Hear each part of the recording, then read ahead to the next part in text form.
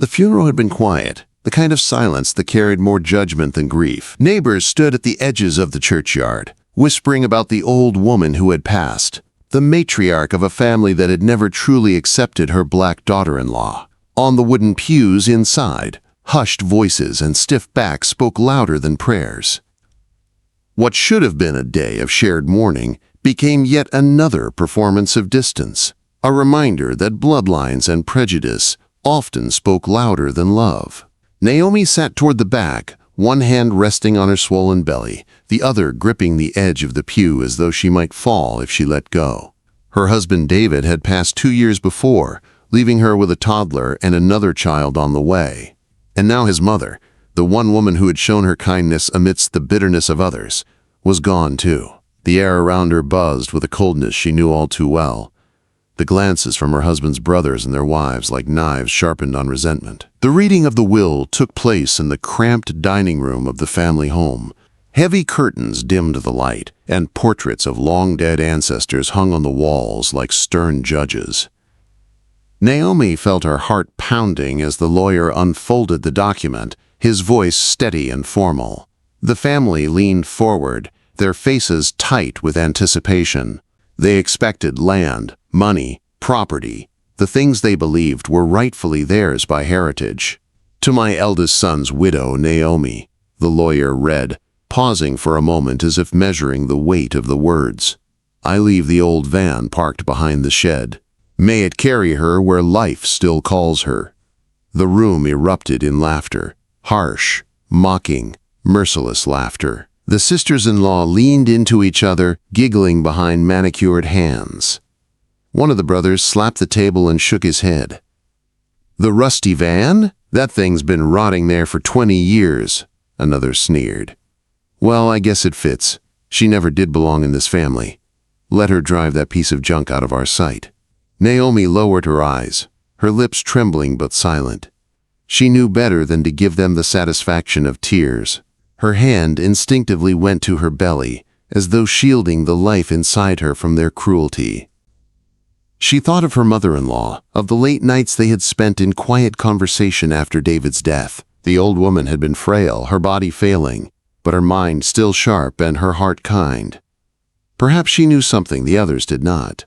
Perhaps the van was not as meaningless as it seemed. Still, the humiliation was sharp. They were laughing at her, reveling in the image of a black widow, heavy with child, being handed nothing more than rust and ruin while they squabbled over land deeds and jewelry. They did not know that Naomi's dignity was worth more than any inheritance, that survival had already taught her to carry burdens heavier than scorn. Later that afternoon, Naomi walked behind the shed, her steps slow, her breath shallow. The van stood there, sun-bleached and weary, its once blue paint now a dull shade of gray.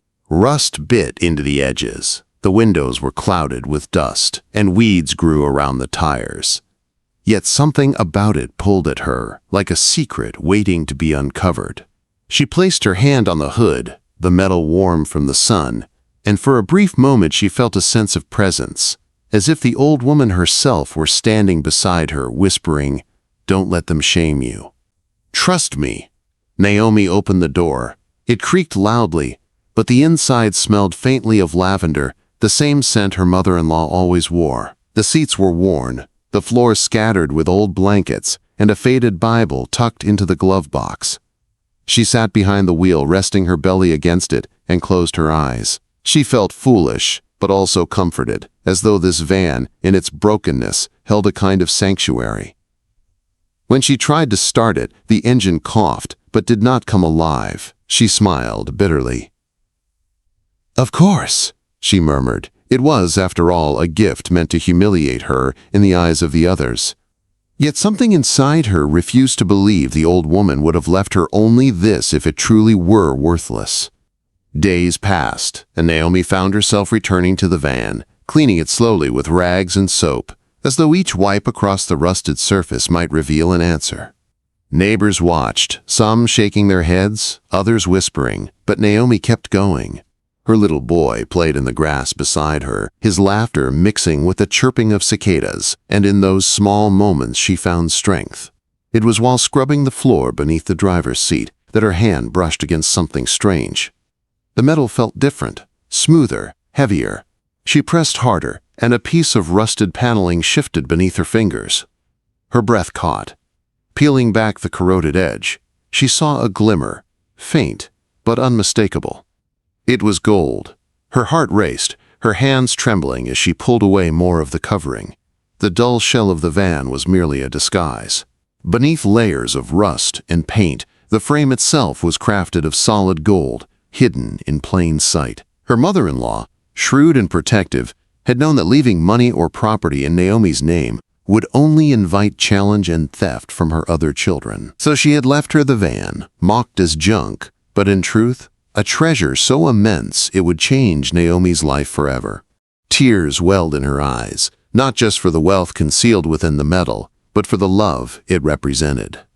The old woman had seen Naomi's strength, her struggle, her dignity in the face of cruelty, and had chosen her, not the others, to carry this hidden inheritance. But Naomi did not celebrate. She closed the panel, wiped her face, and sat in silence. She knew what this meant. The laughter of her in-laws would turn to envy and rage the moment they discovered the truth, and they would discover it. Secrets like this did not remain hidden for long. For now, she told no one. She returned to the house, her head held high, and when the sisters-in-law smirked at her in the kitchen, asking if she had enjoyed her new car, she simply smiled, a quiet smile that unsettled them more than any retort could. Inside her heart, however, a fire was lit. The van was no longer just a vehicle or an inheritance. It was a test of faith, a shield of dignity, a weapon forged in silence. Naomi would need all her courage to protect it, to protect her children, and to protect the memory of the woman who had trusted her with a golden secret. The story was only beginning. Naomi's nights grew longer after the discovery. She would sit awake, staring at the ceiling, listening to the soft breaths of her little boy asleep beside her, and the faint stirring of the unborn child within her. The weight of what she had uncovered pressed against her chest. Gold. Enough gold to free her from dependence, from judgment, from the cruel laughter of her in-laws. Yet freedom carried its own dangers. She knew the family too well. They were wolves dressed in the thin fabric of respectability. If they had mocked her when they believed she had been given only rust, what would they do if they discovered she had been entrusted with treasure? They would not hesitate to claw, to scheme, to strip her of everything. Her dignity had always been unwelcome in their household, her presence tolerated only because David had loved her. With him gone, her position had been fragile. And now, with the gold hidden within the van, it was perilous. So she told no one. She cleaned the van by day and prayed by night. In the quiet hours, she whispered to God, asking for wisdom, asking for strength, asking for the courage to protect her children's future. Sometimes, she felt as though her mother-in-law was near, watching, urging her not to falter. But secrets weigh heavily, and neighbors began to notice. One morning, as Naomi scrubbed at the van's doors, Mrs. Turner from across the street leaned on her fence and called out, "Honey, why you spending so much time on that old thing?" "Ain't worth the sweat." Naomi forced a smile. "Keeps me busy, ma'am. Helps pass the time." Mrs. Turner raised an eyebrow but said no more. Still, Naomi could feel the questions hanging in the air. It was only a matter of time before the family grew suspicious too. One afternoon, her brother-in-law Paul wandered into the yard, his eyes narrowing as he looked at the van. "You really wasting your time fixing this junk. You planning to live in it when the baby comes," he sneered. Naomi met his gaze calmly. "It was your mother's gift to me. I intend to honor it," he smirked, shaking his head. "Suit yourself. Just don't expect us to tow it away when it finally falls apart." He spat on the ground and walked off, muttering under his breath. Naomi's hands shook as she went back to work, but inside she held on to the secret. Their ridicule had turned to unease. They sensed something but could not name it. That was her shield. For now, weeks passed, and Naomi began to think more practically. Gold hidden in the body of a van was both a blessing and a curse. She could not simply drive it into town and announce its worth. She needed a plan, quiet, careful, and safe. She began visiting the library in the neighboring district, asking cautious questions about appraisals, about antique vehicles, about hidden valuables. She never mentioned gold, but the librarians looked at her with curiosity as she scribbled notes in a worn notebook. One evening, as she returned from the library, her sister-in-law Denise intercepted her at the gate. "Where you been sneaking off to?" Denise's tone was sharp, her eyes cold. Naomi tightened her grip on the notebook in her bag. "Just reading, preparing for when the baby comes. There's still much I need to learn." Denise stared at her for a long moment, then smirked. "Funny, you don't look like a woman worried about survival. You look like a woman hiding something." The words chilled Naomi, but she did not respond. She stepped past Denise and closed the door behind her, leaning against it as her knees nearly buckled. The noose was tightening. That night, she dreamed of the van. In her dream, the rust melted away, revealing gleaming gold that shone so brightly it blinded everyone around.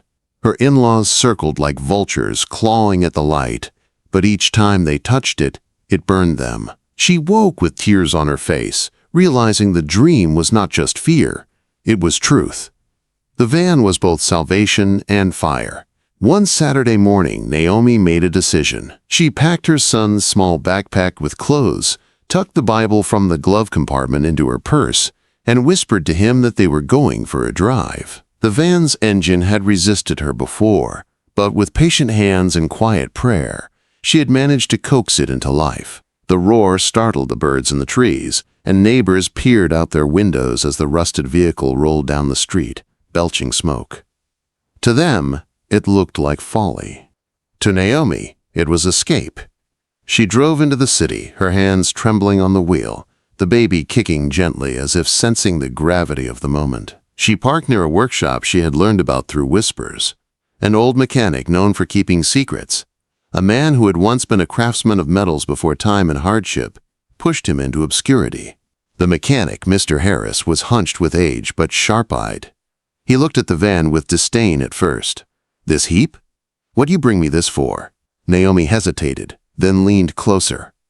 "Please, just look beneath, not at what it seems, what it is."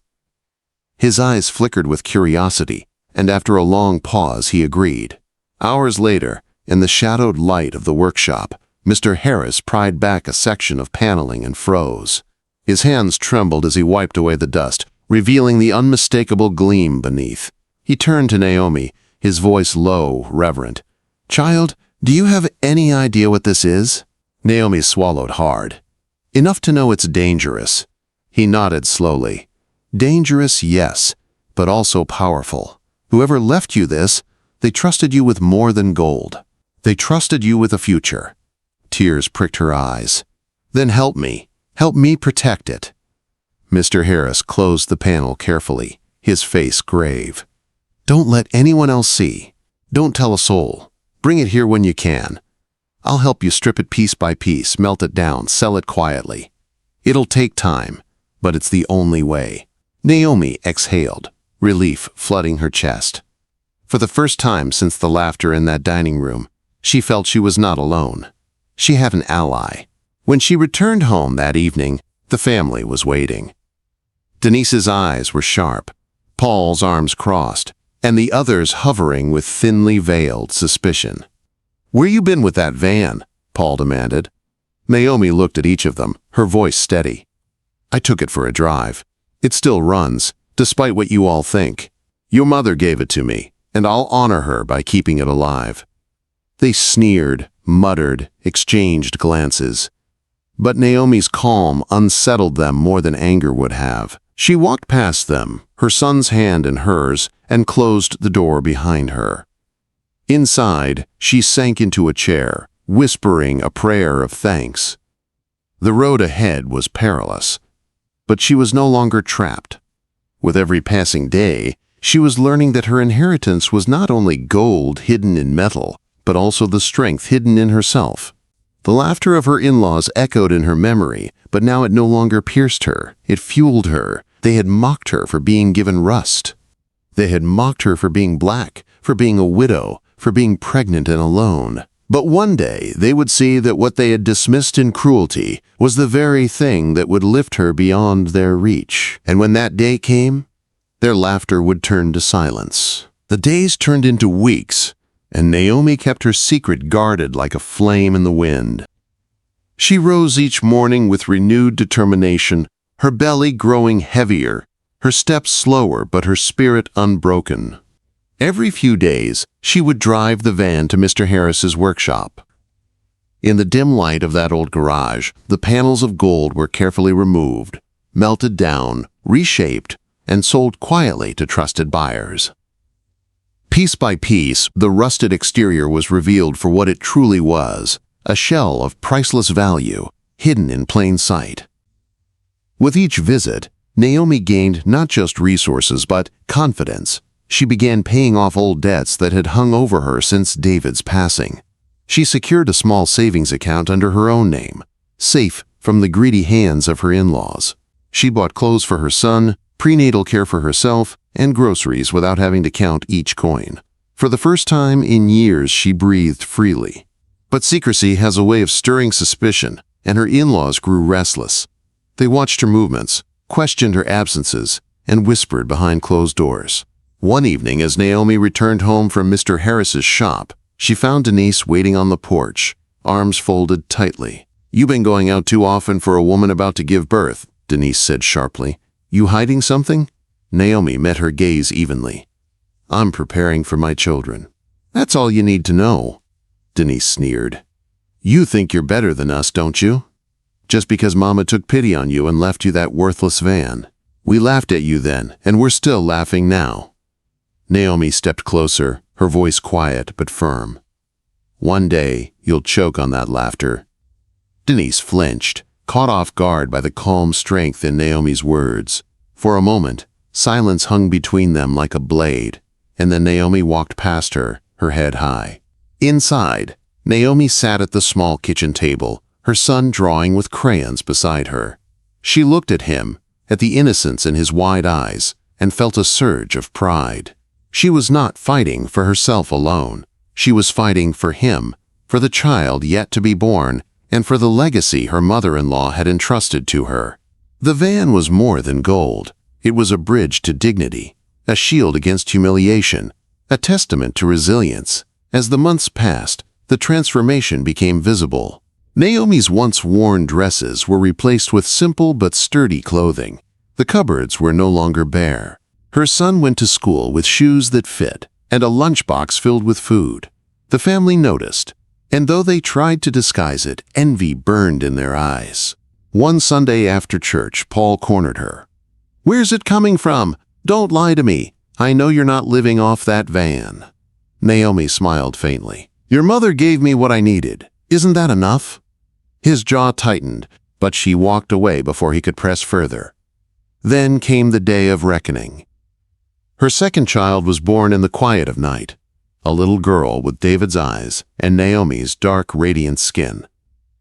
As neighbors came to visit, bringing food and gifts, whispers spread about how Naomi, once pitied and mocked, now seemed to stand taller, stronger, and more secure than any of her in-laws. The family could no longer ignore it. They gathered at the house one evening, storming into the living room with accusations. Denise's voice rang sharp. "We know you've got something. You're hiding money, aren't you? Mama never trusted you. Why would she give you more than us?" Naomi sat calmly, rocking her newborn in her arms. Her son clung to her side, wide-eyed with fear. She looked at the circle of bitter faces before her, her voice soft but unwavering. "Your mother gave me what she wanted me to have, and I have honored her gift." Paul slammed his fist on the table. "That van? That piece of junk? You've been sneaking off selling parts of it, haven't you? What are you hiding in there?" Naomi's eyes flashed with fire, but her voice remained steady. "You laughed when I was given the van. You mocked me. But what you saw as rust was gold. What you dismissed as worthless was priceless. She saw in me what you never could: dignity, strength, and faith. And now, because of her, My children will never go hungry, and I will never bow my head to your cruelty again." Silence fell. The words struck them harder than any confession of wealth. For in that moment, they realized the truth. Not only that the van was valuable, but that Naomi herself had become unshakable. Denise sputtered, her voice breaking. "You're lying. You can't." But Paul stopped her with a raised hand. His eyes, once mocking, now burned with something else. Fear. He saw it, even if the others refused to admit it. Naomi had risen beyond their reach. They left the house that night, muttering threats and curses. But Naomi no longer trembled. She locked the door, kissed her children's foreheads, and whispered a prayer of gratitude. In the months that followed, she continued working with Mr. Harris, carefully, patiently building a foundation for her family's future. The gold was not spent on extravagance, but invested wisely, securing a home of her own, a place where her children could grow without shame or fear. The van, though stripped of its hidden treasure, remained in her yard. She refused to let it go. Its rusted frame was a reminder of the laughter that had once tried to break her, and the golden strength that had lifted her instead. She would sit in it sometimes, rocking gently, remembering the woman who had believed in her when no one else had. And when her children grew older, she told them the story, not of gold or wealth, but of dignity. She told them how people had laughed, how they had mocked, how they had tried to shame her, and how, with faith and courage, she had turned their scorn into silence. Her son, wide-eyed, asked, "Mama, why didn't you tell them right away? Why didn't you show them what you had?" Naomi smiled, her eyes shining. "Because some truths aren't meant to be shouted. They're meant to be lived. Let the world laugh if it wants to. One day, their laughter will choke them when they see you stand tall." Her daughter, still small but fierce in spirit, clapped her hands and declared, "Then we'll never let them laugh at us." Naomi held them close, her heart swelling with pride. "No, my loves, you'll walk with dignity, and that will silence them louder than any gold ever could." Years later, when people spoke of Naomi, they did not speak only of the van or of the gold it once hid.